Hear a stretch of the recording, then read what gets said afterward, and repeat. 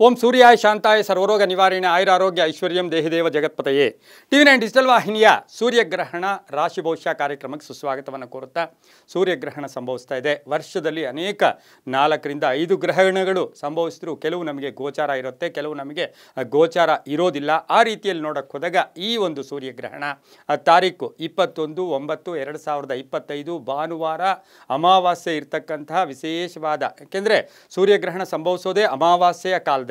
ಅಮಾವಾಸ್ಯೆಯ 21ನೇ ತಾರೀಕು 9ನೇ ತಿಂಗಳು 2025 ಭಾನುವಾರ ರಾತ್ರಿಯ ಸಮಯದಲ್ಲಿ ಸೂರ್ಯಗ್ರಹಣ ಸಂಭವಿಸ್ತಾ ಇದೆ. ಆದರೆ ಇದು ಭಾರತ ದೇಶದಲ್ಲಿ ಗೋಚಾರ ಇಲ್ಲ. ನಮ್ಮ ಸನಾತನ, ನಮ್ಮ ಸಂಸ್ಕೃತಿಯಲ್ಲಿ, ನಮ್ಮ ಪರಂಪರೆಯಲ್ಲಿ, ನಮ್ಮ ವಿಶೇಷವಾದ ಸಂಪ್ರದಾಯಗಳಲ್ಲಿ ಯಾವುದು ಗೋಚಾರ ಇರುತ್ತೋ ಅದಕ್ಕೆ ಆಚರಣೆ ಇರುತ್ತೆ. ಆದರೆ ಗೋಚಾರ ಇಲ್ಲದೆ ಇರತಕ್ಕಂಥದ್ದಕ್ಕೆ ಆಚರಣೆ ಇರೋದಿಲ್ಲ.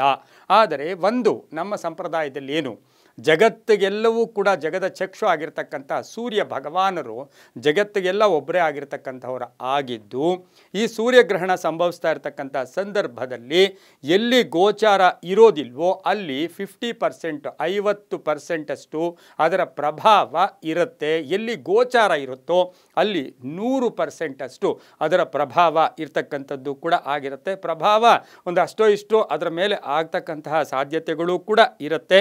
ಇದು ಈ ವರ್ಷದ 2ನೆಯ ಕಟ್ಟಕಡೆಯ ಸೂರ್ಯಗ್ರಹಣ ಕೂಡ ಆಗಿರುತ್ತೆ. 2ನೆಯ ಕಟ್ಟಕಡೆಯ ಸೂರ್ಯಗ್ರಹಣ ಆಗಿರುತ್ತೆ. ಸೂರ್ಯ ಮತ್ತು ಭೂಮಿಯ ಮಧ್ಯೆ ಚಂದ್ರ ಬಂದಾಗ ಈ ಒಂದು ಸೂರ್ಯಗ್ರಹಣ ಸಂಭವಿಸ್ತಕ್ಕಂಥದ್ದಾಗಿರುತ್ತೆ. ನಮ್ಮಲ್ಲಿ ಅಮಾವಾಸ್ಯೆ ತಿಥಿ ಆಗ್ಬೋದು, ಹುಣ್ಣಿಮೆ ತಿಥಿ ಆಗ್ಬೋದು, ಗ್ರಹಣಗಳಾಗ್ಬೋದು, ಪರ್ವಕಾಲಗಳಾಗ್ಬೋದು, ಇದಕ್ಕೆಲ್ಲಕ್ಕೂ ಕೂಡ ಹೆಚ್ಚು ಪ್ರಾಶಸ್ತ್ಯ ಕೊಡ್ತೀವಿ. ಒಂದು ರೀತಿಯಲ್ಲಿ ನೋಡಕ್ಕೆ ಹೋದಾಗ ಈ ಗ್ರಹಣ ಕಾಲಗಳು ಬಹಳಷ್ಟು ಶುಭ ಫಲಗಳನ್ನು ಕೂಡ ಕೊಡ್ತಕ್ಕಂಥದ್ದು ಕೂಡ ಆಗಿರುತ್ತೆ. ಇನ್ನು ಈ ಒಂದು ಭಾನುವಾರ ಸಂಭವಿಸ್ತಾ ಇರ್ತಕ್ಕಂಥ ಸೂರ್ಯಗ್ರಹಣ ಭಾರತ ದೇಶದಲ್ಲಿ ಗೋಚಾರ ಇಲ್ಲ. ಮತ್ತೊಂದು ಸರಿ ಹೇಳ್ತೀನಿ. ಆದರೆ ಈ ಗ್ರಹಣ ನ್ಯೂಜಿಲ್ಯಾಂಡಲ್ಲಿ, ಆಸ್ಟ್ರೇಲಿಯಾದಲ್ಲಿ, ಪೆಸಿಫಿಕ್ ದ್ವೀಪದಲ್ಲಿ, ಅಂಟಾರ್ಟಿಕಾದಲ್ಲಿ, ಬೇರೆ ಬೇರೆ ದೇಶಗಳಲ್ಲಿ ಬೇರೆ ಬೇರೆ ಇದರಲ್ಲಿ ಆಗುತ್ತೆ. ಆದರೆ ಭಾರತ ದೇಶದಲ್ಲಿ ಇದರ ಗೋಚಾರ ಇಲ್ಲ. ಒಂದಷ್ಟು ಭಾಗದಷ್ಟು ಎಲ್ಲೋ ಒಂದು ಕಡೆ ಒಂದಷ್ಟು ಅದರ ಒಂದು ಕಾಣಿಸುವಿಕೆ ಸಾಧ್ಯತೆ ಕೂಡ ಇದೆ ಅಂತೂ ಕೂಡ ಶಾಸ್ತ್ರಜ್ಞರು ಕೂಡ ಹೇಳ್ತಾ ಇದ್ದಾರೆ. ಇನ್ನು ಈ ಗ್ರಹಣ ಎಷ್ಟು ಸಮಯಕ್ಕೆ ಸಂಭವಿಸುತ್ತೆ ಮತ್ತು ಇದರ ವಿಶೇಷಗಳೇನು ಅಂತಕ್ಕಂಥದ್ದನ್ನು ತಿಳ್ಕೊಳ್ಳೋಕ್ಕೆ ನಾವು ಇವತ್ತಿನ ದಿವಸ ಬಹುವಿಶೇಷವಾಗಿ ಮತ್ತೊಂದು ಏನು ಅಂದರೆ, ಈ ಭಾನುವಾರವೇ ನಮಗೆ ಪಿತೃಪಕ್ಷ ಆಗಿರುತ್ತೆ. ಗ್ರಹಣ ಸಂಭವಿಸ್ತಾ ಇದೆ. ಆದರೆ ಅಮಾವಾಸ್ಯೆ ತಿಥಿ ಇರ್ತಕ್ಕಂಥದ್ದು ಅಮಾವಾಸ್ಯೆ 21ನೇ ತಾರೀಕು ಬೆಳಗಿನ ಜಾವ 12:17 ಪ್ರಾರಂಭ ಆಗಿ ರಾತ್ರಿ 1:23 ಅಂದರೆ 22ನೇ ತಾರೀಕು ರಾತ್ರಿ, ಅಂದರೆ 22ನೇ ತಾರೀಕಿಗೆ ಬೆಳಗಿನ ಜಾವ 1:23 ಅಮಾವಾಸ್ಯ ತಿಥಿ ಕೂಡ ಮುಗೀತಾ ಇದೆ. ಈ ಮಧ್ಯೆ ಎಷ್ಟೋ ಜನ ಕೇಳ್ತಾ ಇರ್ತಾರೆ, ಇದೇ ಪ್ರಶ್ನೆ ಕೇಳ್ತಾರೆ. ಚೆನ್ನಾಗಿ ಜ್ಞಾಪಕ ಇಟ್ಕೊಳ್ಳಿ. ನಾವು ಪಿತೃ ಕಾರ್ಯಗಳನ್ನು ಈ ದಿನ ಮಾಡ್ಕೋಬೋದಾ ಅಂದರೆ ಮಾಡ್ಕೋಬಹುದು. ಭಾಳಷ್ಟು ಪರ್ವ ದಿನ, ತುಂಬ ವಿಶೇಷವಾದ ದಿನ ಕೂಡ ಇದಾಗಿರುತ್ತೆ. ಇನ್ನು ಗ್ರಹಣ ಸಂಭವಿಸ್ತಾ ಇರೋದು ರಾತ್ರಿ ಆಗಿರೋದ್ರಿಂದ ನೀವು ಹಗಲೆಲ್ಲವೂ ಕೂಡ ಪಿತೃಗಳ ಕಾರ್ಯ, ತರ್ಪಣ ಇರ್ಬೋದು, ಶ್ರಾದ್ದಗಳಿರ್ಬೋದು, ಪಿಂಡ ಪ್ರದಾನಗಳಿರ್ಬೋದು, ಇವೆಲ್ಲವನ್ನೂ ಕೂಡ ಮಾಡ್ಕೋಬಹುದು. ಅದಕ್ಕೆ ಯಾವುದೇ ಅಡ್ಡಿ ಆತಂಕ ಅಭ್ಯಂತರಗಳು ಕೂಡ ಇರೋದಿಲ್ಲ. ಇನ್ನು ಗ್ರಹಣ ಸಂಭವಿಸ್ತಾ ಇರೋದು ನಮಗೆ ಗೋಚಾರ ಇಲ್ಲ ಅಂದಿದ್ದಕ್ಕೋಸ್ಕರ ಯಾವುದೇ ಆಹಾರ ವಿಧಿಗಳಲ್ಲಿ ಮತ್ತು ಇಷ್ಟೇ ಸಮಯಕ್ಕೆ ಆಹಾರ ಮಾಡಬೇಕು, ಹೀಗಿರಬೇಕು, ಆಗಿರಬೇಕು ಅಂತಕ್ಕಂಥ ಪದ್ಧತಿಗಳು ಇಲ್ಲ. ಇನ್ನು ಈ ಗ್ರಹಣ 21ನೇ ತಾರೀಕು ರಾತ್ರಿ ಸ್ಪರ್ಶಕಾಲ, ಅಂದರೆ 21ನೇ ತಾರೀಕು 9ನೇ ತಿಂಗಳು 2025 ರಾತ್ರಿ ಇದು ಸ್ಪರ್ಶ ಆಗ್ತಕ್ಕಂಥದ್ದು 10:59 ಗ್ರಹಣ ಸ್ಪರ್ಶ ಆಗ್ತಾ ಇರ್ತಕ್ಕಂಥದ್ದು ಸೂರ್ಯ ಭಗವಾನರ, ಅಂದರೆ ಸೂರ್ಯ ಗ್ರಹಣ. ಆ ಸೂರ್ಯ ಕನ್ಯಾ ರಾಶಿಯಲ್ಲಿರ್ತಾರೆ. ಕನ್ಯಾ ರಾಶಿಯಲ್ಲಿ ಉತ್ತರಾಭಾದ್ರ ನಕ್ಷತ್ರ, ಉತ್ತರ ನಕ್ಷತ್ರದಲ್ಲಿ, ಉತ್ತರ ಫಲ್ಗುಣಿ ನಕ್ಷತ್ರದಲ್ಲಿ ಇರ್ತಕ್ಕಂಥದ್ದು ಕೂಡ ಆಗಿರುತ್ತೆ. ಇನ್ನು ಸ್ಪರ್ಶ ಬಂದು 10:59. ಹಾಗೆ ಮಧ್ಯಮ ಕಾಲವನ್ನು ನಾವು 1:11 22ನೇ ತಾರೀಕು ಬೆಳಗಿನ ಜಾವ ಆ ಲೆಕ್ಕಕ್ಕೆ ತಗೊಳ್ತೀವಿ.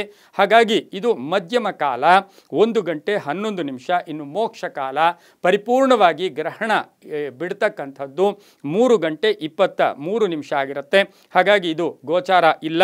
ಇನ್ನು ನಮಗೆ ರವಿ ಗ್ರಹ ಎಲ್ಲಿರುತ್ತೆ, ಬುಧನ ಮನೆಯಲ್ಲಿ, ಬುಧ ಉಚ್ಚ ಸ್ಥಾನದಲ್ಲಿರ್ತಕ್ಕಂತಹ ಮನೆ ಕನ್ಯಾ ರಾಶಿಯಲ್ಲಿ ಈ ಗ್ರಹಣ ಸಂಭವಿಸ್ತಾ ಇದೆ. ಇದನ್ನು ಭಾಗಶಃ ಸೂರ್ಯ ಗ್ರಹಣ ಅಂತೂ ಕೂಡ ಕರಿತೀವಿ.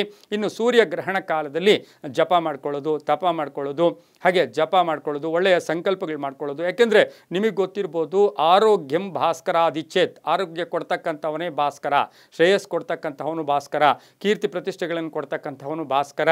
ಹಾಗಾಗಿ ಆ ಭಾಸ್ಕರನ ಅನುಗ್ರಹ ಇದ್ದರೆ ಹೃದಯದ ಕಾಯಿಲೆಗಳು ಬರೋದಿಲ್ಲ, ಮತ್ತು ಹೃದಯ ಗಟ್ಟಿಯಾಗಿರುತ್ತೆ, ಆತ್ಮವಿಶ್ವಾಸ ಗಟ್ಟಿಯಾಗಿರ್ತಕ್ಕಂಥದ್ದು, ಮನಸ್ಸಿನ ಭಾವನೆಗಳು ಕೂಡ ನಮಗೆ ಒಳ್ಳೆಯದಾಗ್ತಕ್ಕಂಥದ್ದು. ಯಾಕೆಂದರೆ ಚಂದ್ರ ಅಂದರೆ ಮನಃಕಾರಕ, ಸೂರ್ಯ ಅಂದರೆ ಆತ್ಮಕಾರಕ. ಸೂರ್ಯ ಅಂತಕ್ಕಂಥವನು ಶಕ್ತಿಯ ವರ್ಧಕ ಕೂಡ ಆಗಿರ್ತಕ್ಕಂಥದ್ದಾಗಿರುತ್ತೆ.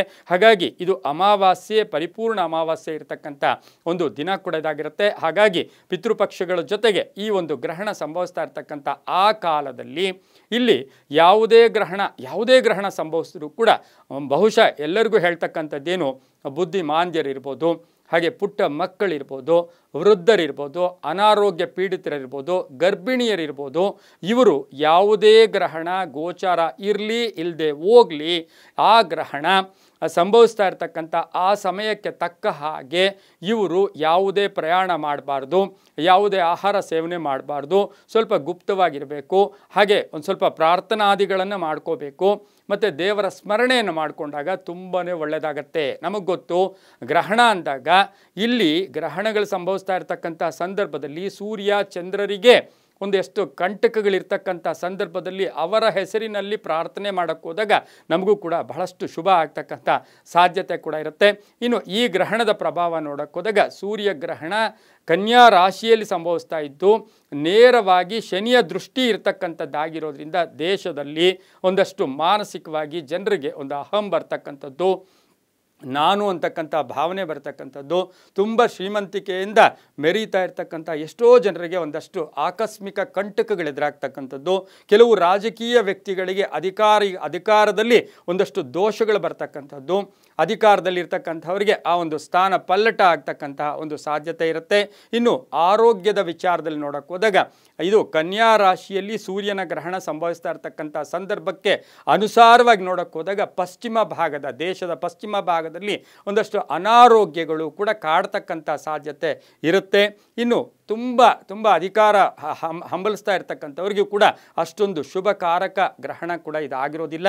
ಈ ವರ್ಷದ ಕಡೆಯ ಸೂರ್ಯ ಗ್ರಹಣ ಕೂಡ ಆಗಿರ್ತಕ್ಕಂಥದ್ದು ಆಗಿದ್ದು, ಇದು ಕನ್ಯಾ ರಾಶಿ ಅಂದರೆ ಬುಧ ಅಂತ ಹೇಳಿದ್ರೆ ಜ್ಞಾನವನ್ನು ನೀಡ್ತಕ್ಕಂಥವನು.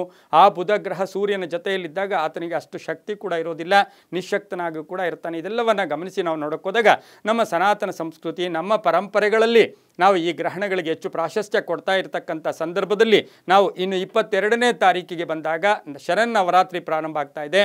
ಬೆಳಗಿನ ಜಾವ 3:23 ತನಕ ಗ್ರಹಣ ಇರ್ತಕ್ಕಂಥದ್ದು ಆಗಿದ್ದು, ಇದು ಮುಂದೆ ನಮಗೆ ಇಡೀ ನಾಡ ಹಬ್ಬದ ಪ್ರಥಮ ದಿನ ಕೂಡ ಆಗಿರ್ತಕ್ಕಂಥದ್ದಾಗಿರೋದ್ರಿಂದ ನಾವು ಬೆಳಗಿನ ಜಾವ ಸ್ನಾನಾದಿಗಳನ್ನು ಮಾಡ್ಕೊಳ್ಳೋದು, ಮತ್ತು ಸ್ನಾನಾದಿಗಳನ್ನು ಮಾಡಿ ಶುದ್ಧಿಯನ್ನು ಮಾಡ್ಕೊಳ್ಳೋದು, ಎಲ್ಲ ಕಡೆ ಸ್ವಲ್ಪ ದರ್ಬೆಯನ್ನು ಗ್ರಹಣದ ಸಮಯದಲ್ಲಿ ಹಾಕೋದು ತುಂಬಾ ಒಳ್ಳೆಯದು.